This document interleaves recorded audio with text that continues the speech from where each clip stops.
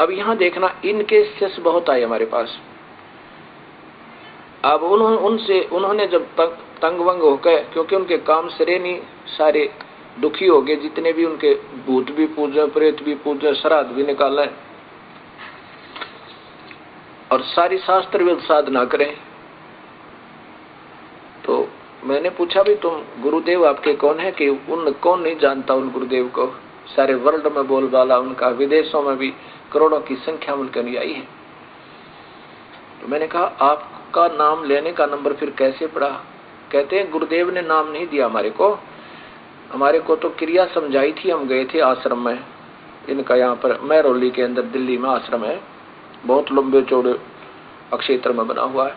वहां गए थे तो वहां साधु संत छोड़ रखे महाराज जी ने, उन्होंने हमारे को क्रिया समझाई थी। ऐसे ये 4 क्रिया दी थी। गुरुजी को से आप मिले हो या उन्होंने आपको डायरेक्ट ऐसे क्रिया करवाई है कि नहीं? फिर आपके गुरुजी कौन हुए? गुरुजी तो वो है जो प्रैक्टिकल करवावे और आमने सामने मंत्र देवे। गुरुजी बैठे अमेरिका में, वो तो बैठे अमेरिका में महात्मा जी, और नाम देव 3rd पर्सन, और गुरुजी वो। यो बहुत बढ़िया बात भाई। फेरे हुए किसी तक और पति कोई और, ये कभी आज तक सुना है किसी ने? अब जो और संत अभी आए हैं भक्तात्मा हमारे पास, इस परिभाषा प्रभु की सुनकर, वो कहते हैं जी वो तो पहले तो ऐसा किया करते थे, अब तो स्वयं ही क्रिया बताते हैं, अब किसी के माध्यम से नहीं बताते। उनको पता लग गया होगा कि ये तो सब ऐसे ऐसे कहानी हो रही है और फिर ये तो मर्यादा भंग हो रही है, फिर वो स्वयं क्रिया देने लग गए। आश्रम में जाओ, आश्रम का निर्माण मेरे आदेश निर्देश से हुआ है, एक पैसे का मेरे पास हिसाब है। आश्रम में जाओ, आश्रम का निर्माण मेरे आदेश निर्देश से हुआ है। मेरे भाई पे दोष लगा कि इसने अपनी आवाज में झूठी ऑडियो बना के भेज रखी है। मेरी बेटी मंजू और मेरी पत्नी अनारों को भी उन्होंने बदनाम किया पापात्माओं ने अपने स्वार्थ के लिए। इस दास के 4 संतान, 2 लड़के 2 लड़की थी। यदि ये दास उन्हीं में उलझ पुलझ रह जाता, अब मुझे पता हुआ मेरी कितनी की खातिरदारी करें, वो खूब पता है मुझे वह क्या नेचर है उनका, कैसा उनका स्वभाव और क्या करते। अब परमात्मा के चरणों में आया हूं, मेरे लाखों चेले बेटा बेटी हो गए। अब एक को कहता हूं भाई जल लाना, 10 खड़े हो जाते हैं। या बच्चों की तरह संत लड़ रहे हैं एक ही शहर में, और 25-25 आश्रम,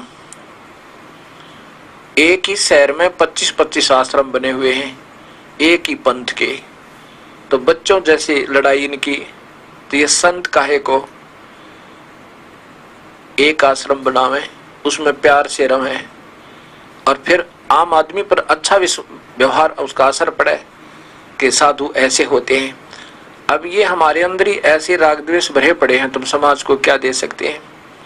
इस प्रकार हमने इन बातों को पुनः विचार करना पड़ेगा, और तभी हम प्रभु को पा सकते हैं। ये बच्चों वाली लड़ाई संत नहीं किया करते, ये हमने त्यागनी होगी, तभी हम प्रभु पा सकते हैं। आश्रम में जाओ, आश्रम का निर्माण मेरे आदेश निर्देश से हुआ है, एक पैसे का मेरे पास हिसाब है।